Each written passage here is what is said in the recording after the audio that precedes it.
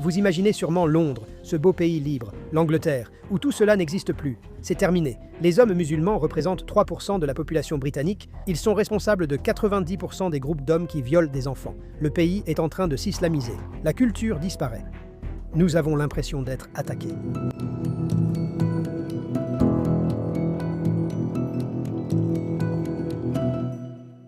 Nous revoici pour un nouvel épisode de Standpoint. Je suis Gabe Grossman et nous avons une interview très intéressante aujourd'hui. Comme vous l'avez sûrement vu dans les gros titres, Tommy Robinson du Royaume-Uni nous rejoint ici à Miami.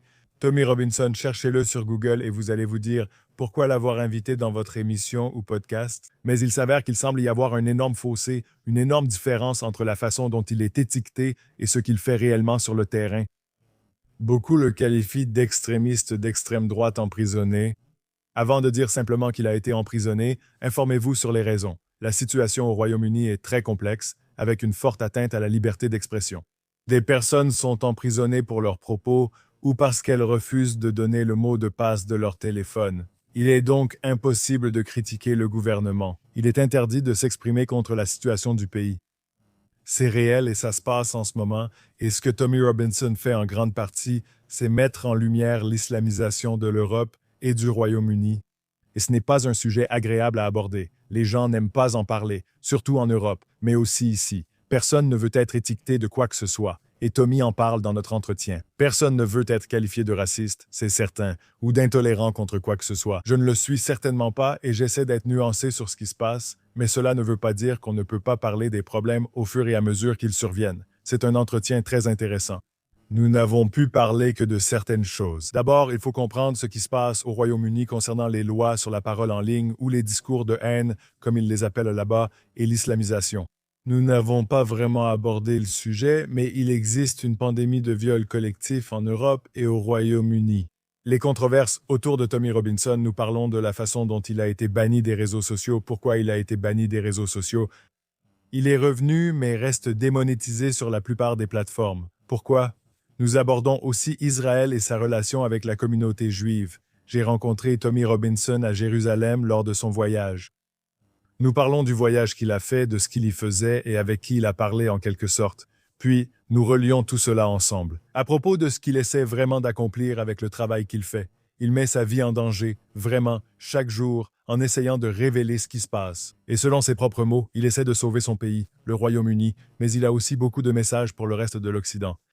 C'est une discussion très similaire à celle d'il y a quelques mois avec Douglas Murray, bien que le style soit différent. Leur approche diffère beaucoup, mais leur message reste très similaire. J'encourage donc chacun à écouter, qu'il soit d'accord ou non. C'est une conversation importante. Je reste ouvert à vos retours et j'espère que l'entretien vous plaira. Merci beaucoup Tommy Robinson d'être avec nous. Merci de m'avoir invité ici. Oui, je suis content de t'avoir ici. On s'est rencontrés à Jérusalem il y a quelques mois, un lieu intéressant pour une rencontre. Je pense qu'on reparlera d'Israël bientôt, mais c'était super de te voir là-bas, surtout grâce à Amichai Chikli que je connais et qui était venu 2 fois sur le podcast. On avait perdu son premier épisode, ce n'était pas de notre faute, c'était au studio. Mais de mon point de vue, j'aime quand ils interagissent avec d'autres personnes et qu'ils invitent des gens. C'est facile de parler de quelqu'un, mais invite quelqu'un et vois par toi-même. Oui, exactement. Donc, commençons ailleurs. On reviendra à Israël. Quelque chose que tu m'as mentionné avant qu'on commence l'émission, c'est que tu as demandé, tu sais, qu'est-ce que les gens ici en Amérique pensent de ce qui se passe au Royaume-Uni? À mon avis, les gens ne suivent pas vraiment cela. Pourquoi ne pas commencer par là? Que se passe-t-il aujourd'hui au Royaume-Uni? Je vais te donner un peu plus de contexte sur la liberté d'expression, sur l'islamisation, sur la gauche avec Keir Starmer. Parle-nous un peu de la situation actuelle au Royaume-Uni. En tant qu'Américain, tu imagines probablement Londres, tu imagines ce beau pays libre qu'est l'Angleterre, mais tout cela a disparu. C'est fini, les Anglais blancs représentent 33% de la population à Londres. C'est pareil dans la plupart des grandes villes aujourd'hui. Le pays s'islamise, la culture disparaît. On a l'impression d'être attaqué. Et le plus gros problème avec toute cette immigration de masse qui est arrivée, écoutez, je viens d'une ville qui s'appelle Luton Town, à 48 km au nord de Londres. Quand je suis né, en 1982, il y avait une mosquée. Il y en a maintenant 45. Qu'ai-je constaté dans ce changement? Luton est l'une des villes les plus diverses d'Europe. On y trouve des Sikhs, des hindous, mais pas de juifs. Ils sont tous partis. La principale mosquée terroriste était l'ancienne synagogue, donc il n'y a plus de juifs. Mais ma mère était une immigrée. La plupart de mes amis sont Saint-Luciens, Jamaïcains, Bulgares, Italiens ou fils d'immigrés. Donc j'ai pu voir ce qui fonctionne et ce qui ne fonctionne pas. Beaucoup de gens qui grandissent aujourd'hui dans ces quartiers commencent à se fâcher contre l'immigration. Ils critiquent l'immigration alors qu'elle fonctionne. Les arrivants se sont assimilés, intégrés et aiment la nation. Luton a toujours été divisé selon la religion, avec une cour de récréation musulmane et une autre non musulmane à l'école. J'y ai vu une hostilité et une violence inédites que je n'ai jamais comprises. Je ne comprenais pas, pensant que c'était la communauté pakistanaise, car elle représente 50% de Luton. Je les trouvais différents, agressifs. Ce n'est qu'en lisant le Coran des années plus tard que j'ai compris. Je mets quiconque au défi de faire pareil. Je le répète toujours. Prenez le Coran, ouvrez le livre et commencez à écrire. Chaque fois que vous voyez une référence qui parle de ne pas être ami avec les chrétiens ou les juifs, ou qui parle de façon péjorative des chrétiens ou des juifs, notez simplement le numéro du verset. En 20 minutes, vous aurez des pages de numéros de versets. Tout s'est alors assemblé comme un puzzle pour moi. Ce que j'ai vu, la ségrégation, la non-assimilation, mais le vrai problème, et c'est pourquoi l'Amérique doit se réveiller. Joe Biden l'a importé chez vous. Vous avez eu beaucoup d'immigrés hispaniques. Vous avez ouvert vos frontières au Pakistan, à la Somalie, à l'Afghanistan, à la Syrie, à l'Irak. Rien de tout cela n'est accidentel. Tout a été orchestré. Ils ont inondé votre pays. Regardez ce qui est arrivé à la Grande-Bretagne. Donc, et cela ne veut pas dire que tous les musulmans sont mauvais, donc pour tous ceux qui écoutent, certaines des meilleures personnes que j'ai rencontrées en grandissant, certaines des personnes que j'aime, sont musulmanes. Mais l'islam et sa puissance et ce qu'il fait à une ville, Winston Churchill a dit « L'islam a le pouvoir de ramener l'Europe à l'âge des ténèbres ». Sir William Gladstone a déclaré « Il n'y aura jamais de paix sur cette terre tant que ce livre existera. Il est violent et maudit ». Maintenant, les gens n'aiment pas entendre ça, mais nous devons avoir cette discussion quand nous regardons ce qui est arrivé à la Grande-Bretagne. Les hommes musulmans représentent 3% de la population britannique. Ils sont responsables de 90% des groupes d'hommes qui violent des enfants. 90% venant de 3%. 30% des hommes qui ont commis ces viols s'appellent Mohammed. Maintenant, pourquoi cela? Pourquoi les Sikhs ne le font-ils pas? Pourquoi les Hindous ne le font-ils pas? Pourquoi les Juifs ne le font-ils pas? Pourquoi cette communauté en particulier est-elle venue dans notre pays? Ce n'est pas propre à notre pays. L'an dernier, en Suède, 63% des viols ont été commis par des migrants musulmans qui représentent 10% de la population. À Paris, 77% des viols l'an dernier impliquaient aussi des migrants musulmans. 54%, regardez l'Allemagne, c'est pourquoi l'Amérique doit se préparer. Vous ignorez ce que vous avez fait. Préparez-vous. Dès 2000, quand Angela Merkel a ouvert les portes à la Syrie, elle a permis à 1 million de personnes d'entrer en Allemagne. Maintenant, de 2017 à 2022, les viols ont augmenté de 45%. 54% des condamnations pour viol, encore une fois, venant de 10% de la population, 54% étaient le fait de migrants musulmans. 11% des viols de l'an dernier impliquèrent des Syriens. Joe Biden a ouvert vos frontières et a fait entrer 10 millions de personnes. Ces problèmes existent aussi aux États-Unis. Ils sont aux États-Unis.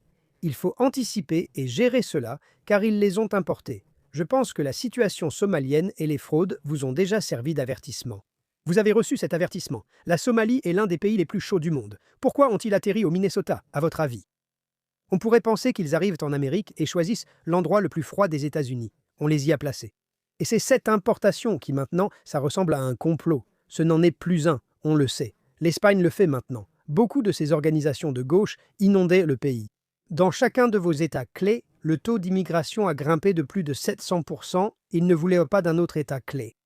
Ils inondaient votre pays d'illégaux pour voter, parce qu'ils deviennent dépendants de l'État et ils sont contents que les gens soient dépendants de l'État. Permettez-moi d'approfondir lorsque vous évoquez les musulmans au Royaume-Uni. Comment faites-vous la différence entre l'islam et l'islam radical, l'islamisation? Donc, je dis que les musulmans sont des personnes. Donc, si vous détestez les musulmans, c'est vraiment mauvais, vous savez, parce qu'ils sont des individus. Chacun d'entre eux est très différent. Donc, certains d'entre eux sont formidables, d'autres sont mauvais, comme dans toute autre communauté. L'islam est l'islam, et nous avons le droit divin de l'étudier et de comprendre ses enseignements. Et si, en ouvrant le Coran, vous trouviez 100 versets incitant au viol, au meurtre ou à la guerre contre les non-musulmans? Maintenant, quand nous regardons ces statistiques sur le viol dont je parle, dans le Coran, il y a 4 versets qui indiquent clairement que les hommes non-musulmans peuvent prendre des femmes non-musulmanes comme esclaves sexuelles. L'un des versets dit même qu'ils sont irréprochables. Maintenant, la plupart des gens ne comprennent pas cela. La plupart des gens pensent « Oh, l'islam, le christianisme, oh, Mahomet est probablement comme Jésus. » Non, Mahomet a coupé 600 têtes en une seule journée. Toute la tribu juive s'est rendue à Mahomet, a levé les mains, et il a décapité tous les hommes. Cette nuit-là, ce n'est pas l'opinion de Tommy Robinson. Ceci provient de la biographie de Mahomet par Ibn Ishaq, le biographe le plus célèbre de sa vie. Il dit qu'il a décapité toute la tribu, puis a pris Safiya cette nuit-là, la femme du chef de la tribu, cette nuit-là, et l'a violée. Enfin, ils disent qu'il l'a épousée, mais comme si elle avait volontairement épousé l'homme après qu'il ait décapité son mari et toute sa famille. Nous devons comprendre la différence entre l'islam et les autres religions. L'islam est une idéologie, c'est un mode de vie complet, une idéologie politique, avec ses lois et ses règles. C'est très différent et ça ne permet pas l'assimilation. Il n'y a pas une seule exemple de réussite. Et si vous êtes aux États-Unis, vous devez regarder. Vous devez regarder le Royaume-Uni, vous devez regarder l'Allemagne, vous devez regarder la France. Ça a échoué. C'est comme mélanger de l'huile et de l'eau. Ça ne marche pas. Ça ne va pas marcher. Nous voyons maintenant comment se déroulent les élections. Nous venons de voir une élection hier au Royaume-Uni où, et c'est là que vous allez perdre. Lors de l'élection au Royaume-Uni hier, 44 000 personnes n'ont pas voté. Le Parti vert, devenu islamiste, les a tous soutenus. Le Labour a inondé le pays de migrants musulmans. Ils ont fermé les yeux et permis le viol d'une génération de filles britanniques. Cela peut sembler invraisemblable, mais il faut comprendre ce qui s'est passé. La peur est totalement paralysante et la crainte d'être traité de raciste a permis, avec la complicité de politiciens, de chefs de police, de responsables religieux, ils ont permis le viol d'une génération de nos filles. Ils l'ont permis. Et les chiffres, encore une fois, à chaque occasion que j'ai avec un public américain ou tout autre public, vous devez comprendre l'ampleur du problème. À Telford, la population est de 1,7%. J'ai réalisé une série en 5 parties intitulée « Le viol de la Grande-Bretagne ». Vous pouvez regarder ces films sur terfilms.co.uk, où je suis allé en tant que journaliste, et j'ai passé 12 à 18 mois dans la ville, et j'ai appris à connaître 12 à 18 survivantes. Je me suis assis avec les survivantes pour recueillir leurs témoignages, je les ai interviewées pendant 3 heures, 4 heures, 3 fois, 4 fois. J'ai aussi créé une base de données des hommes, sachant qu'ils représentent seulement 1,7% de la population ici. La police a identifié 1000 victimes dans cette petite ville. 5 sont mortes et certains enfants ont été brûlés vifs. 5 personnes sont mortes ici. La police a identifié 200 auteurs, soit 200 hommes musulmans, selon leurs chiffres, le plus bas dont nous disposons. Dans cette ville, il y a 4000 musulmans, sans les femmes et enfants. Il reste 1000 hommes. La police en a identifié 20%. Mon enquête a identifié 26%. Nous avons obtenu 260 noms. Et dans notre série documentaire, lorsque des hommes sont nommés par 3 filles ou plus qui ne se connaissent pas, nous les poursuivons. Nous allons dans leurs entreprises et nous allons les interroger sur le trafic d'enfants. Mais ce problème ne concerne pas qu'une seule ville. Il est présent dans toutes les villes, petites ou grandes. Évidemment, dès que j'ai commencé à évoquer ces sujets, une campagne sur Google a été lancée pour me discréditer, me calomnier et me rendre si toxique que plus personne ne veuille m'écouter. Pourquoi agiraient-ils ainsi? Car dans chaque ville, ils étaient impliqués et ont permis cela. Maintenant, en important massivement des immigrés de pays islamiques, vous devez dissimuler leurs crimes. Si le public réalise l'ampleur des viols et de la haine introduite dans notre nation, il se tournera vers le gouvernement, lié à l'échec de ses politiques. Alors ils l'ont fait. Ces personnes ont été importées. Ils ne sont pas arrivés par miracle. On les a vraiment fait venir et ouvert nos frontières. Et ce n'est pas un hasard si les frontières des États-Unis, du Canada, de la France, de l'Allemagne, de l'Europe étaient toutes ouvertes en même temps qu'ils inondaient nos nations. Et c'est ce qui se passe. Ce que nous voyons actuellement à Londres, c'est que les bons migrants, les communautés vraiment exemplaires qui sont venues, comme la communauté juive, qui paie le plus d'impôts, qui est bien intégrée et assimilée, sont obligés de fuir. Je suis ici maintenant. La semaine dernière, la police m'a contacté. Vous pouvez écouter l'enregistrement, ils m'ont contacté pour dire que, dans le magazine de l'État islamique de ce mois-ci, une photo de moi à abattre à tout prix a été publiée. Quand ils me disent ça, c'est là que je dis « L'Amérique, gardez vos armes ». Non, vous êtes le seul endroit avec la liberté d'expression. Je ne sais pas si vous mesurez la valeur de cela, car nous ne l'avons pas. L'an dernier, 12 000 personnes ont été arrêtées en Grande-Bretagne pour des propos sur les réseaux sociaux. Seulement 800 en Russie. Mais gardez vos armes, parce que quand ils viendront me donner cet avertissement, Haussmann, c'est un avertissement officiel, pour dire qu'il y a des renseignements selon lesquels des gens veulent me tuer. Ils m'ont dit « Nous ne pouvons pas vous protéger, vous devez partir. Vous ne pouvez pas avoir d'armes, sinon vous serez poursuivis. » Je viens de Luton, ville que la CIA a désignée comme épicentre des activités terroristes en Europe. Ma vie est en danger. Je ne peux pas me défendre ni protéger ma famille, car nous sommes désarmés. Nous sommes désarmés. Les terroristes sont armés. Tu sais ça? En 3 ans, 4 fois plus de musulmans britanniques ont rejoint Daesh que n'ont jamais rejoint l'armée britannique.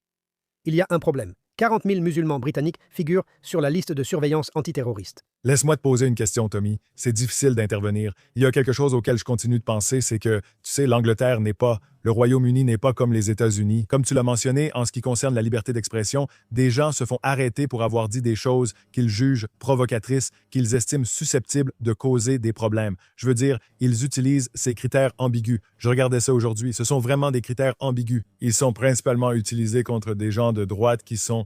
Ils utilisent le mot « haine ». Oui, il parle de haine. D'ailleurs, je forme les forces de l'ordre sur l'antisémitisme. J'en parlerai. Les gens ne comprennent pas ce sujet, surtout à droite, où ils prétendent qu'on censure. Mais non, aux États-Unis, on peut tout dire, même être antisémite. On explique simplement ce que c'est. On apprend aux gens pour qu'ils puissent comprendre les mots qui sortent de leur bouche. Mais tu sais, tu peux regarder la Bible juive, revenir au texte juif et trouver des choses qui aujourd'hui, selon les normes actuelles, te choqueraient. Pour rester poli, non? En ce qui concerne les histoires comme celle que tu as mentionnée, tu ne trouveras pas aujourd'hui un rabbin qui donne un sermon dans une synagogue, n'importe où sur terre, en disant que tu devrais faire ces choses aujourd'hui, n'est-ce pas? En islam, tu en entends parfois un imam dire cela. Ma question est donc, y a-t-il eu des cas où y a-t-il eu une volonté au Royaume-Uni d'utiliser ces lois contre la liberté d'expression, n'est-ce pas, celles qu'ils ont là-bas, où des gens sont arrêtés et emprisonnés pour leurs propos, ou du moins essayer d'appliquer ces lois contre les imams et les leaders musulmans qui prônent une idéologie islamique radicale? Non, parce que le Coran serait interdit. Tous les enseignements du Coran seraient interdits. Ils ont littéralement le droit d'inciter au meurtre. Vous venez de voir, comment il s'appelle, le nouveau maire de Mandani se lever et faire un discours dans une mosquée. Puis, la traduction du suivant appelait à tuer tous les infidèles. Aujourd'hui, cela se produit dans des mosquées partout au Royaume-Uni. Mais ces lois sur la haine ne sont pas faites pour l'arrêter. Elles sont instaurées pour empêcher la population autochtone de critiquer, d'essayer d'arrêter, de mettre en lumière et de sensibiliser les gens à ce qui se passe dans le pays. Et les gens doivent en être conscients. C'est pourquoi je me sens béni d'être aux États-Unis, mais j'apporte un avertissement à l'Amérique. Je ne parle pas de ce que j'ai lu ici. Je l'ai vécu. Ce n'est pas un livre que j'ai lu. Je ne cherche pas à deviner l'avenir. Je raconte ce qui arrive, car je suis né à Luton, j'ai grandi avec eux et je connais la haine. J'ai tenté de l'expliquer à de nombreux commentateurs de droite en Amérique. C'est très frustrant pour moi. Et Tucker Carlson, je me suis vraiment emporté dans l'émission de Dave Rubin parce que j'ai dit que Tucker Carlson vient dans mon pays. Il vient dans mon pays, fait une interview avec Piers Morgan et minimise la menace. Il dit « Le chauffeur de taxi pakistanais était charmant. Je ne vois pas de problème. » Tu ne vois pas de problème, Tucker. Tu sais ce qu'il faisait? Parce que ça n'a jamais été une question de gratification sexuelle non plus. Ma cousine a été victime de ces gangs quand elle avait 14 ans. Elle a été kidnappée et emmenée. Elle s'est réveillée dans une pièce en train de se faire violer par de nombreux hommes musulmans avec de grandes barbes. La police n'a rien fait. Et cela s'est produit d'un bout à l'autre de notre pays. Des jeunes filles, dont une de 11 ans, ont été brûlées avec une tige de fer en forme de M pour Mahomet sur les fesses. D'autres ont eu la langue clouée sur des tables. Maintenant, le niveau d'abus et de torture horrible visait à détruire nos filles. Et quand on regarde ce qui se passe, c'est Boko Haram qui l'a fait. Vous connaissez Boko Haram quand ils ont enlevé les filles nigérianes? Vous connaissez le chef de Boko Haram? Il a déclaré très clairement et a dit « Mahomet nous a ordonné de faire cela. Les filles yézidis ont été enlevées. Oui. » Et eux et Daesh vous ont dit pourquoi ils l'ont fait, parce qu'ils sont autorisés à le faire. Vous savez, même l'Occident, en tant qu'Occident, nous essayons de cacher toutes ces choses. Nous essayons de les cacher. Alors j'ai regardé le Coran et j'ai écrit mon propre Coran, mais je ne l'ai pas fait selon ma propre connaissance. J'ai pris des érudits islamiques et je l'ai fait. Le Coran n'est pas dans l'ordre chronologique. Donc, si vous prenez le Coran, et avant, quand Gladstone et Churchill le lisaient, il était dans l'ordre chronologique. Maintenant, pourquoi est-ce important? L'abrogation en islam veut dire que les paroles ultérieures de Mahomet priment sur ses propos antérieurs en cas de contradiction. Donc, les gens parlent des versets pacifiques dans le Coran. Oui, ils se trouvent dans les 10 premières années de la vie de Mahomet, avant qu'il ne découvre le djihad. Avant de découvrir le djihad, le vol, la piraterie, l'esclavage, la torture et le viol, auxquels il a participé, il était plutôt pacifique et n'avait que 350 disciples. En commençant ce livre, j'ai mené des recherches sur l'islam comme religion de paix. Je vous invite tous à faire de même. Vous ne le trouverez pas dans l'histoire avant George W. Bush. Un mensonge répété souvent finit par être accepté comme un fait.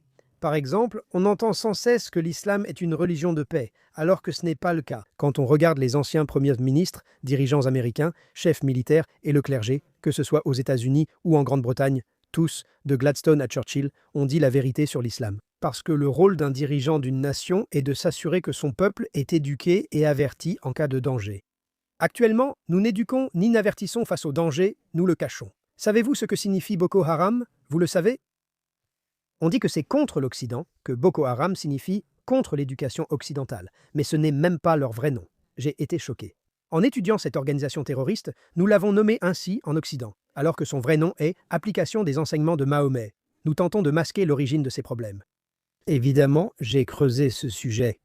La raison pour laquelle j'ai creusé ce sujet très tôt dans ma vie, c'est parce qu'Al-Masroudine, dont Omar Bakri, Abu Hamza, certains des terroristes les plus célèbres au monde, avaient leur siège dans ma ville. À Biscott Road, 60% des musulmans britanniques emprisonnés pour terrorisme étaient d'anciens membres d'un groupe basé dans ma ville. Des anciens camarades de classe sont partis combattre pour Daesh. Je les connais. Nous ne parlons plus de l'Amérique ou de ce que vous avez pris au Moyen-Orient. Cette bataille n'est plus au Moyen-Orient. Elle est en Europe. Elle est ici. Elle est en Amérique. C'est ici. L'ennemi est ici. Ils sont parmi nous. Et ils nous détestent. Encore une fois, ce n'est pas tous, mais ils nous détestent. Les interprétations fondamentalistes et littérales de l'islam encouragent la haine, encouragent l'intolérance, et c'est un problème énorme, énorme. Donc vous êtes ici aux États-Unis. Et aux États-Unis, il semble que vous soyez accueillis d'une manière différente. Je veux dire, pas par les médias. Si vous cherchez votre nom sur Google aujourd'hui, vendredi, l'épisode sortira sûrement dimanche. Tout le monde est en colère car quelqu'un du département d'État a pris un selfie avec vous et a dit être content de vous voir. Reuters et leurs amis étaient contrariés. Mais plus que ça, les entreprises américaines de réseaux sociaux vous ont soit bannis, soit démonétisés, soit déréférencés. Au fait, ils changent constamment les termes de ce qu'ils font aux créateurs, mais ils ont clairement fait en sorte que vous ne puissiez plus gagner votre vie grâce aux réseaux sociaux et que moins de gens puissent vous voir. Avant, on parlait de déplatformisation, mais ils utilisent désormais un autre terme. Pourquoi pensez-vous que c'est arrivé et comment cela pourrait-il évoluer? En 2017, j'ai réalisé un documentaire intitulé Panorama. Regardez-le, c'est incroyable. Donc, Panorama est l'émission phare de documentaire d'investigation de la BBC. Ce sont eux qui viennent tout juste de frauder et de piéger et... Donald Trump, vous savez, il poursuit la BBC. C'est en lien avec ce Panorama. Alors, Panorama, quand je suis sorti de prison en 2017, j'ai pris 13 mois de prison pour avoir dénoncé un gang de violeurs. J'ai passé 12 semaines à l'isolement, puis tout ce qu'ils avaient fait a été jugé illégal, alors ils ont dû me libérer. Vous avez fait de la prison, c'est ça? Parce que vous ne vouliez pas donner le code de ton téléphone ou c'était autre chose? Non, c'en est une autre, plus récente. J'ai été acquitté. Ils m'ont accusé sous la loi antiterroriste. Celle-ci concerne mon travail, donc je suis allé à un procès. Il y avait 30 hommes musulmans, jugés pour avoir violé 100 enfants anglais. Ils tentent de cacher tout cela et d'imposer des restrictions de reportage sur ces procès. Ils cachent tout au public. Je suis allé devant le tribunal et j'ai dit « Voici combien d'hommes sont jugés et leurs crimes ». C'est ainsi qu'ils procèdent. Je voulais prévenir les parents partout dans le pays. Voilà ce qui arrive chez nous. Le juge m'a fait entrer alors que je faisais mon reportage. En moins de 2 heures, j'étais condamné à 13 mois de prison. Mais les gens étaient indignés quand ils ont regardé la vidéo de ce que j'ai fait, parce que je n'avais rien fait de mal. Donc, la vidéo avait atteint 5 millions de vues à la fin de la journée. Je suis assis dans une cellule de prison. J'ai passé 12 semaines en isolement cellulaire, période durant laquelle une vaste campagne a été lancée pour libérer Tommy Robinson. Le gouvernement s'est inquiété. 660 000 personnes ont signé une pétition. À ma sortie de prison, j'ai vu une étude gouvernementale sur les réseaux sociaux demandant l'avis des gens sur moi. Ils étaient inquiets car j'étais la seule personne capable de rassembler et d'unir les hommes. Avec la Ligue de défense anglaise, notre groupe formé au Royaume-Uni, nous avons défilé par milliers dans les rues. J'ai quitté le militantisme de rue en 2015 et je suis devenu journaliste citoyen. Mais je suis sorti de prison et on m'a dit que Panorama travaillait sur un documentaire dont le titre provisoire était Tommy Takedown. Il contacte toutes les personnes avec qui j'ai eu des différends, y compris des gens de mon école et d'anciens employés licenciés. J'ai donc envoyé quelqu'un infiltrer Panorama. J'ai envoyé une fille avec une caméra cachée dans son bouton voir le producteur exécutif et le visage principal de l'émission. Je l'ai fait sortir avec lui et obtenu des enregistrements secrets où il disait aux gens quoi dire sur moi dans l'émission. Si tu dis ça et tu dis ça et tu dis ça, on a un accord, ça ira dans le film. Ensuite, ils ont inventé des accusations sexuelles, disant qu'ils allaient transformer cela en scandale sexuel autour de Tommy Robinson. S'ils avaient réussi, j'aurais été anéanti. Je serais fini, ma famille détruite. Ils voulaient faire de moi un Harvey Weinstein. Ce sont leurs mots. Ils offrent 5000 livres à une autre fille. Donc j'ai des enregistrements secrets de tout ça. Quand Panorama m'a interviewé pour leur documentaire à charge, j'ai mis un écran derrière moi et diffusé un message. Je leur ai demandé « Diriez-vous à quelqu'un quoi dire dans un documentaire? Est-ce du journalisme ?» Ils ont dit non. J'ai dit d'appuyer sur lecture. Tout le monde fixait le mur, puis l'écran s'est allumé. Ils disaient à quelqu'un quoi dire. Ça ne vous met pas en valeur, les gars, n'est-ce pas? Tous leurs producteurs étaient là, et dans le documentaire, on les voit se prendre la tête entre les mains. J'ai passé en revue leurs actes, demandant à chaque fois « Vous feriez ça ?» Puis, appuie sur lecture. Pour chaque geste, même pour les allégations sexuelles. J'ai conclu « Vous êtes de vrais imposteurs ». J'ai prouvé dans mon documentaire ce que tout le monde dit et que Donald Trump affirmait sur les fake news. Je les ai pris sur le fait. Mon documentaire est sorti, pas le leur, qui a été mis au placard. Après avoir révélé leurs actions, ils l'ont caché. Mon documentaire a ensuite atteint 2 millions de vues en 48 heures. Et ensuite, j'ai été supprimé de Facebook, YouTube, de tous les réseaux sociaux du jour au lendemain. Je n'ai pas seulement été supprimé. Sur Facebook, c'est toujours le cas aujourd'hui. Facebook me considère comme une figure de haine. Je n'ai jamais été arrêté pour un crime de haine ou un crime racial. Je n'ai jamais été jugé pour quoi que ce soit, même pas interrogé à ce sujet. Les faits ne sont pas de la haine. Je dis des faits, c'est tout. Mais à cause de cela, ils m'ont retiré de tout et ils ont fait de moi une figure de haine. Maintenant, en faisant de moi une figure de haine du jour au lendemain, cela signifiait que les gens ne pouvaient plus prononcer mon nom. Si tu dis mon nom, ils suppriment la publication. Si tu mets ma photo, ils suppriment la publication. Ils ont même effacé, en remontant des années, tous les messages positifs me concernant et notre mouvement sur Facebook. À ce moment, ils contrôlèrent la situation. Après leur défaite face à Donald Trump, ils se sont demandé comment reprendre le contrôle. Censure, suppression des voix républicaines, reprise du contrôle. Ils ont pratiqué le déplatformage et m'ont retiré partout, me rendant invisible des années. Pourtant, je continuais malgré tout. J'ai réalisé le travail le plus important de ma vie d'activiste alors que j'étais censuré. C'était très décourageant de raconter les histoires de ces victimes de viol et de voir que le nombre de vues ne produisait pas l'effet attendu. Et c'était absolument déchirant. Mais ensuite, 2024 arrive et Elon Musk me remet en ligne. Donc il m'a remis en ligne. Le 7 octobre était passé et franchement, je n'arrête pas de le répéter. Tellement de choses devaient arriver. Et je ne dis pas que c'était obligé, je ne le pense pas dans un mauvais sens. Mais pour en arriver là, il fallait que Joe Biden soit élu, enfin pas vraiment élu, il fallait que l'élection soit volée parce que l'Amérique devait voir. Ils devaient voir de leurs propres yeux la fraude. Ils devaient voir que c'est une marionnette. Ils devaient être dans cette position pour comprendre ce que c'est de vivre sous la gouvernance des démocrates, pour les voir attaquer la liberté d'expression. Pour voir le 6 janvier, ils devaient le voir. Nous, à une époque au Royaume-Uni, ils m'ont enfermé pendant 18 mois pour avoir réalisé un film. Il fallait que cela arrive. Lucy Coney était une mère. Elle a pris 31 mois de prison pour un tweet. Il fallait que cela arrive. Toutes ces choses devaient arriver. Maintenant, quand le 7 octobre est arrivé, la haine qui avait été cachée était là, visible pour le monde entier, dans chaque capitale occidentale, dans chaque université, partout. La fierté qu'ils en tiraient, ils ne la cachaient même pas. Ils défilent en scandant des slogans sur le gazage des Juifs, contrôlant notre capitale chaque semaine depuis un an. Je l'ai vu comme tout le monde alors que j'étais à l'étranger. Je retrouve ma page et ma voix. Et c'était comme si, à chaque fois que je tombais, quelque chose me relevait à chaque fois. Et cette fois, c'était Elon Musk qui nous a relevés. Il a rétabli la liberté d'expression. De retour au Royaume-Uni, j'ai organisé un rassemblement et lancé le mouvement du Royaume-Uni. Mais chaque fois, ils ont perdu le contrôle de l'attaque contre la liberté d'expression et de leur coordination. Ils ont perdu le monopole maintenant grâce à l'achat de X par Elon Musk. Comme je l'ai dit, je ne peux toujours pas monétiser. Alors, vous avez élu Donald Trump, vous les Américains. Vous croyez avoir voté pour Donald Trump pour sauver l'Amérique? C'est pour préserver la civilisation occidentale, bien au-delà des États-Unis. Sans liberté ni élections équitables ici, personne dans le monde n'en bénéficiera. D'accord, une onde venue des États-Unis se propage maintenant au Royaume-Uni et elle est positive. Depuis l'élection de Donald Trump, 2 semaines avant ma sortie de prison pour le documentaire, ma chaîne YouTube a été réactivée alors qu'elle avait disparu. C'est waouh! Donc, nouveau président au pouvoir, la liberté d'expression est de retour. Ce n'est pas vraiment la liberté d'expression, mais on a une chance, on a une voix et l'espoir est contagieux. Et maintenant, on a de l'espoir. Nous avons l'espoir de retrouver et de nous battre pour notre pays, notre culture et notre identité, ce que nous n'avions pas il y a 2 ans. Nous avons cela car Donald Trump, J.D. Vance, Marco Rubio avertissent l'Union européenne. L'Union européenne est un État totalitaire qui ne croit ni à la liberté ni à la liberté d'expression. Aucun d'entre eux. Et la justice là-bas a eu beaucoup d'affaires avec les tribunaux de l'UE pour différentes raisons. Et c'est une blague, ce qui s'y passe. C'est une triste blague. L'impact est mondial et beaucoup ne s'en rendent pas compte. Pour passer au sujet suivant, nous nous sommes rencontrés en Israël comme mentionné. Je crois que cela a surpris certains. Les personnes qui ne vous connaissent pas ont été surprises de vous voir là-bas. Il y a toujours une supposition. Quelqu'un de droite opposé aux immigrés, on suppose souvent qu'il n'est pas non plus en bon terme avec les Juifs ou Israël. Je pense qu'il y a presque une supposition que les gens ont en tête, souvent une fausse supposition, mais il y a des fausses suppositions partout.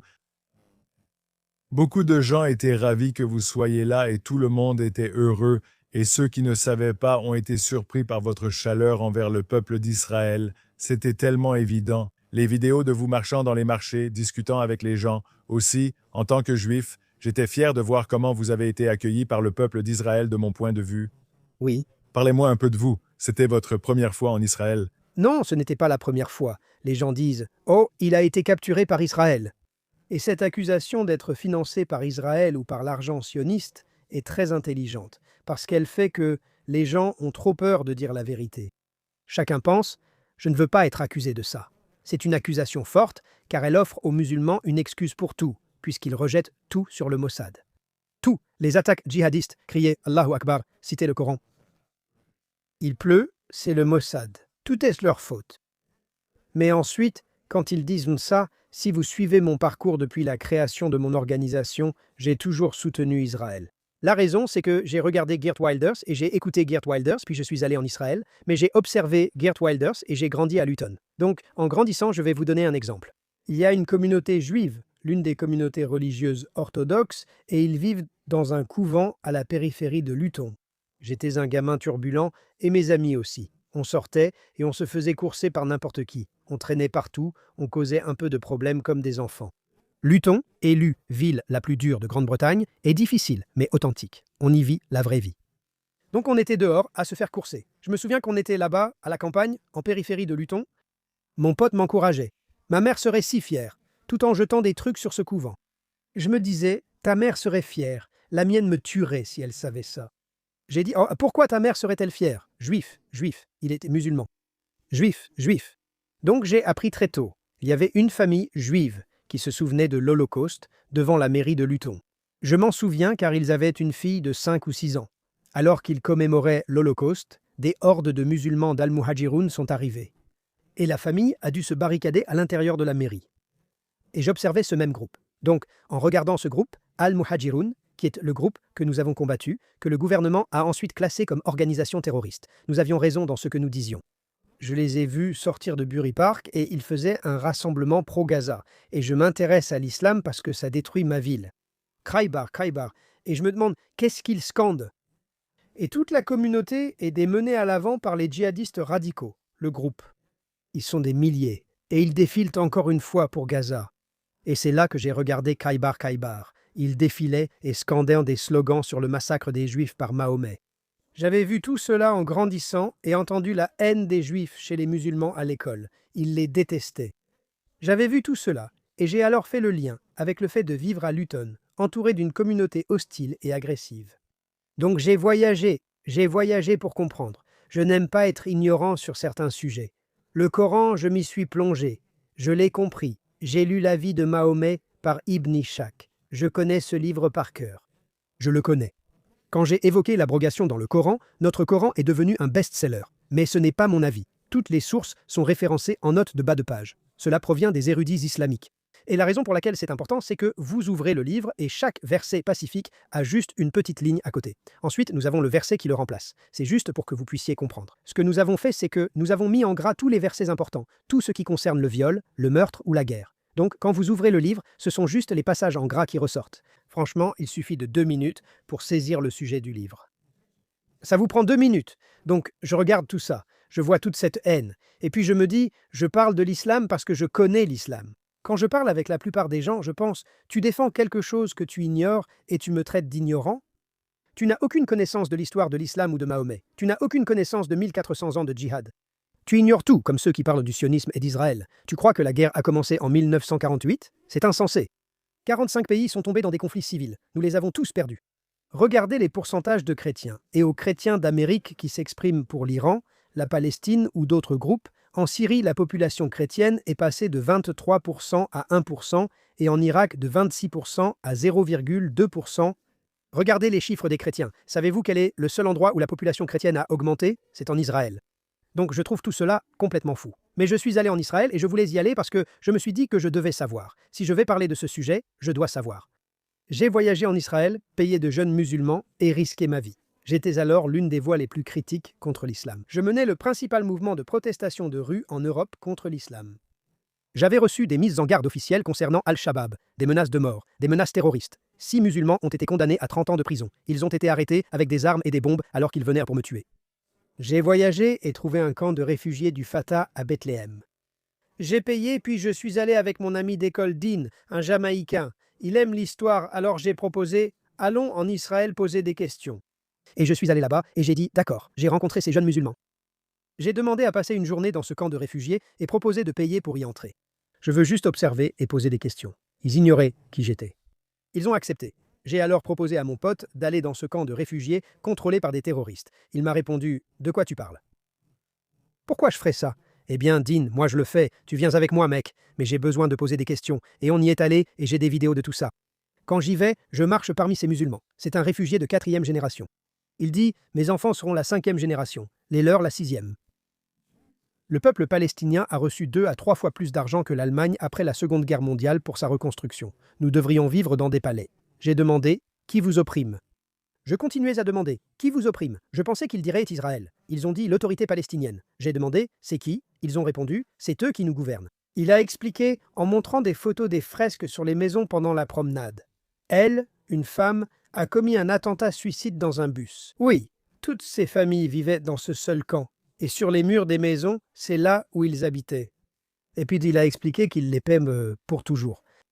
Donc si tu tues un Israélien, tu es payé par l'autorité palestinienne. Par exemple, le salaire moyen est de 800 livres par mois en Palestine. Je ne sais pas combien le savent.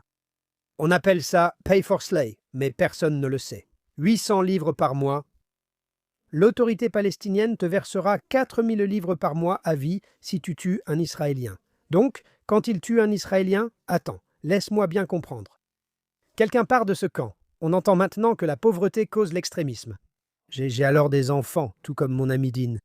J'ai dit, la seule façon de sortir d'ici, si tu vis ici, c'est d'aller tuer un Israélien. Et ensuite, ta famille pourra partir d'ici, et chaque génération aura échappé à cette situation dans laquelle ils sont coincés. Donc, et ça profite, ça marche, parce que pendant que je me promenais, à la fin quand je suis arrivé dans ce camp, je jouais au foot avec des gamins. Et quand je suis arrivé au camp, je me suis dit, je veux aider ces gamins. Je suis totalement contre le Hamas et la cause palestinienne, tout ça c'est des bêtises, c'est pareil. Donc s'ils amènent des politiciens occidentaux ici, c'est ce qu'ils font, ils amènent les ONG, ils les amènent tous, ils leur montrent cette situation, il n'y a pas de parc, il n'y a pas d'argent, il n'y a rien du tout. Mais ils continuaient à parler de l'autorité palestinienne. Alors j'ai dit, si tu vas tuer un juif, donc tout ce que tu as à faire pour sortir d'ici, c'est juste aller tuer un juif. Il m'a corrigé, tuer un Israélien. Que veux-tu dire? Leur origine importe peu. Je sais quoi? J'ai dit, attends une minute. Tout ce que je croyais savoir, je découvre autre chose. Je le sais, et je vais bien, mais pas eux. Donc je posais des questions. Quand j'en arrive là, on retourne dans la zone de sécurité. Tu sais, là-bas il y a des panneaux. N'allez pas ici. Je suis allé là-bas, c'est là que je veux aller pour voir ce qui s'y passe. On y est allé, puis revenu dans la zone de sécurité. J'ai mis une caméra sur le monsieur et installé des caméras. J'ai demandé si je pouvais dire qui j'étais. Il a fait, quoi? J'ai dit, laissez-moi me présenter. Vous connaissez la Ligue de défense anglaise? Il a dit, ouais. J'ai dit, je m'appelle Tom Robinson. Je suis le fondateur et le leader de la Ligue de défense anglaise. Il s'est adossé, tu sais, j'ai passé 8-9 jours ici. Je me suis identifié à lui. Je dirais que je me suis identifié à lui plus qu'à n'importe qui d'autre que j'ai rencontré, le jeune musulman, parce qu'il avait un peu le même parcours que moi dans la façon dont il parlait. Je viens d'un milieu ouvrier pauvre. Parmi tous ceux rencontrés durant ce voyage, c'est à ce jeune homme que je me suis identifié. À la fin, il m'aimait bien. On a passé la journée ensemble. Il a appris à me connaître, on s'est bien entendu, on a rigolé, puis il s'est assis et a dit « Pourquoi tu ferais ça ?» J'ai dit « Il fallait que j'entende ton avis, mon pote. » Je ne pouvais pas juste écouter des juifs parler d'Israël ici. Je devais écouter des musulmans parler, puis j'ai dit « Tu n'as même pas mentionné Israël. Tu es en colère contre l'autorité palestinienne qui t'opprime. Tu m'as dit de ne pas donner d'argent aux pro-palestiniens. Ce n'est pas seulement pour ça, alors on marche. Il y a des courses de chameaux, des hommes avec des mitrailleuses et près d'1 millier de jeunes arabes. Je porte un t-shirt « J'aime Israël ». J'arrête la voiture, je marche sur le terrain, pensant que quelqu'un dira quelque chose, mais personne ne réagit. Non, personne n'a bronché. Il y a une famille juive qui pique-nique avec une kippa sur la tête. Tous portent des kippas. Tu sais quoi? Je me suis dit, tu ne pourrais pas faire ça à Londres. Avec 1 millier de jeunes arabes musulmans ou de pakistanais, tu ne pourrais pas porter ta kippa à Londres. Alors j'ai réalisé qu'Israël s'en sort mieux que nous. Et je ne savais pas non plus qu'il y a 2 millions de musulmans qui vivent en Israël, dans l'État d'Israël. Alors maintenant, j'ai commencé à leur parler. Et je suis allé les voir et je l'ai fait cette fois aussi. Donc, la première fois que j'y suis allé, c'était il y a 6 ou 7 ans. Quelle est la première fois où j'y suis allé? 2014, ça fait 10 ans. Il y a 12 ans, je suis allé pour la première fois poser des questions, sans le profil que j'ai aujourd'hui. Je me souviens, j'étais sur le plateau du Golan, alors que des bombes explosaient en Syrie durant le conflit syrien. Et j'ai demandé à ce jeune musulman, j'ai dit « Mec, ça fait quoi de vivre en Israël ?» Il m'a répondu « C'est génial ». J'ai dit « Bah comment ça, c'est génial ?» Il m'a répondu « C'est génial, Puis il a ri. J'ai dit, en tant que musulman, tu vis en Israël. On te traite différemment? Il a dit, je prie 5 fois par jour, mon frère. Il a dit, tu crois que j'ai envie de vivre là-bas? Et il a montré la Syrie, où les bombes explosaient. Encore une fois, donc je savais ça. Ce n'est pas parfait. Je comprends. Mais ce que je ne comprends pas, c'est que je suis allé en Israël à ce moment-là. Je suis maintenant en Amérique. Il n'y a aucune affirmation selon laquelle je serai financé par le gouvernement américain. Je suis allé en Pologne à l'invitation de certains de leurs politiciens. Il n'y a aucune affirmation selon laquelle je serai financé par le gouvernement polonais. Quand l'Inde est entrée en conflit avec le Pakistan, je me suis exprimé très rapidement et j'ai parlé très positivement de l'Inde, j'ai immédiatement pris parti et j'ai dit que le Pakistan était un État terroriste. Il n'y a aucune affirmation selon laquelle le gouvernement indien me payait. Mais quand je suis allé en Israël, c'était tout de suite « tu es un sioniste, tu travailles pour Israël ». Donc ils ont très intelligemment conçu cette accusation pour empêcher quiconque de parler positivement d'Israël, de quelque manière que ce soit. Donc si vous ne l'avez pas remarqué, je ne me soucie pas vraiment de ce que les gens disent parce que j'ai subi beaucoup d'attaques et le temps m'a donné raison. Donc, je pense que vous avez un phare de la démocratie, un exemple de démocratie, entouré de trous à rats totalitaires dirigés par la charia, pour être franc, oui, avec 0 droit de l'homme, des violations contre toutes les minorités. Seul Israël accorde des droits aux minorités au Moyen-Orient. Donc, quand je vois tout ce remue-ménage, je vois tout ça, je me dis juste, et je demande aux gens quand ils viennent me voir dans la rue, je leur dis « Vous y êtes déjà allés? Vous avez déjà parlé à quelqu'un là-bas? Vous avez déjà parlé à des musulmans qui vivent ici ?» J'ai refait pareil cette fois. Quand je t'ai vu, je suis allé poser des questions. John était stupéfait de ce que tu entends. Il y a cette accusation que ce sont les Juifs, et c'est présenté comme les Juifs, comme si c'était chaque Juif. C'est les Juifs qui inondent l'Europe de migrants. C'est l'accusation. Donc je pense que le ministre Chikli a fait quelque chose d'incroyable. Je pense qu'il est important de tendre la main et de montrer cela, car il y a eu un gros désaccord entre le gouvernement et certains groupes juifs au Royaume-Uni qui sont marxistes et favorables à l'immigration de masse et aux frontières ouvertes. Mais ils ont montré la séparation entre Netanyahou et son gouvernement et certains de ces groupes, parce que ces groupes au Royaume-Uni qui veulent cela, ils détestent Israël. Ils ne défendent pas Israël. Ils détestent Israël. Oui, donc pour bien préciser, il y a beaucoup de gens qui comprennent cette division et qui pourraient en parler. Et ceux qui ne comprennent pas, ils se retrouvent dos au mur face à cela. Mais si tu regardes les États-Unis, par exemple, tu as presque 50% des Juifs aux États-Unis qui s'en fichent complètement d'Israël ou du fait d'être juifs. Des sondages annuels sur la vie juive aux États-Unis et au Royaume-Uni sont publiés. Je pense que c'est similaire. C'est à peu près le même groupe qui est là, qui proteste contre Israël, qui porte des t-shirts et qui dit « pas en mon nom ». La seule fois où ils évoquent leur judaïsme ou agissent en tant que juifs, c'est pour critiquer Israël ou la communauté juive. Et la raison pour laquelle ils font cela, de mon point de vue, c'est qu'ils veulent simplement être acceptés. Ils veulent juste être acceptés. Ils ont peur. Ils tentent de s'assimiler et de nier leur identité, mais cela échoue.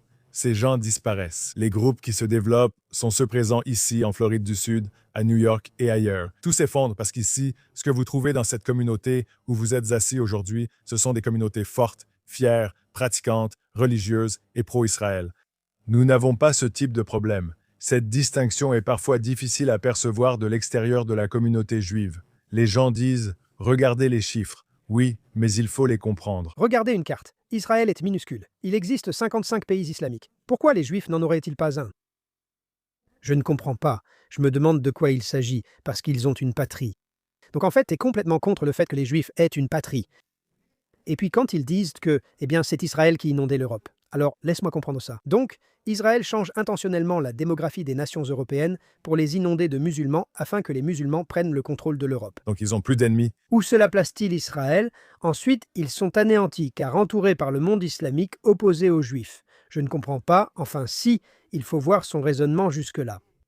Et c'est là que nous avons été affaiblis. Je crois qu'Israël est en train de perdre la guerre de propagande. Israël est en train de perdre. Si Israël contrôle tous les médias, ils font vraiment un boulot pourri. Oui, parce que je ne vois aucun succès à ce niveau-là. Je pense que le Qatar et l'Iran ont réussi à atteindre les influenceurs, et ce gars-là, Dan Blizzardjan, c'est bien son nom, c'est ce que les Juifs ont dit. C'était se gonfler aux stéroïdes aux États-Unis. Dan. Dan Bazirian. Ouais, je pense qu'on va s'affronter pendant que je suis ici. Ce serait génial. À un moment donné, parce que... Et il fait une vidéo. Maintenant, il vient de... D'où viennent ses parents? Ils viennent de... Quelle est l'origine? Arménie? Il est arménien. Oui, Il est arménien. Tes ancêtres ont été victimes d'un génocide à cause de l'islam. Et toi, tu es là, à prendre une photo comme un parfait soumis en train de lire le Coran.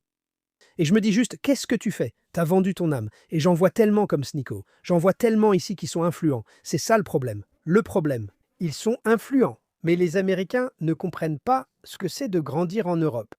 Viens en Allemagne, viens en France, viens en Grande-Bretagne et écoute et comprends. Donc, oui, mais je reçois vraiment énormément d'ennuis. J'ai dit, eh bien, parce qu'il serait facile de rester silencieux là-dessus, mais honnêtement, je ne reste silencieux sur rien.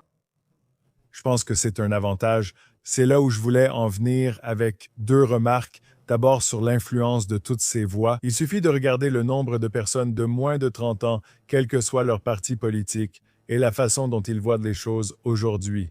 Et c'est fou. Sans offenser les moins de 30 ans présents ici pendant l'enregistrement, c'est de la folie car ce sont ces voix qui influencent ces gens.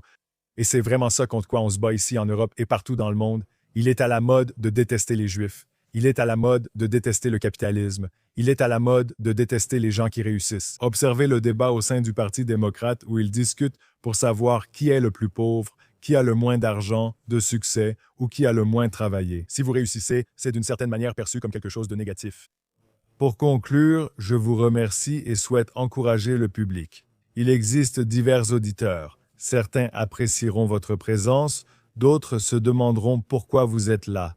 Écoutez ce qu'il a à dire. Ne lisez pas ce que les journalistes ou l'AP ou d'autres essaient de dire sur Tommy Robinson et son travail. Regardez par vous-même. Vous pouvez être d'accord sur tout. Vous pouvez ne pas être d'accord sur tout. C'est quelqu'un qui travaille beaucoup et met en lumière la situation. Comme je l'ai dit, la lumière du soleil est le meilleur désinfectant. Merci pour votre travail et votre persévérance. Votre énergie est contagieuse. Et je sais que c'est un épisode que les gens vont devoir mettre à 0,8 pour vous entendre et pour bien comprendre ce que vous dites, puis le remettre à 1,5. Je suis désolé. Non. Tout va bien, tout va bien. Merci beaucoup. Merci d'être venu. Pour suivre mon aventure en Amérique, rendez-vous sur tommynusa.com.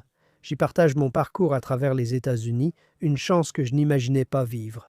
Absolument. Merci beaucoup. Merci à tous. N'oubliez pas d'aimer, de suivre, de vous abonner et de faire tout ce que vous faites pour soutenir les podcasts. Et on se retrouve la prochaine fois.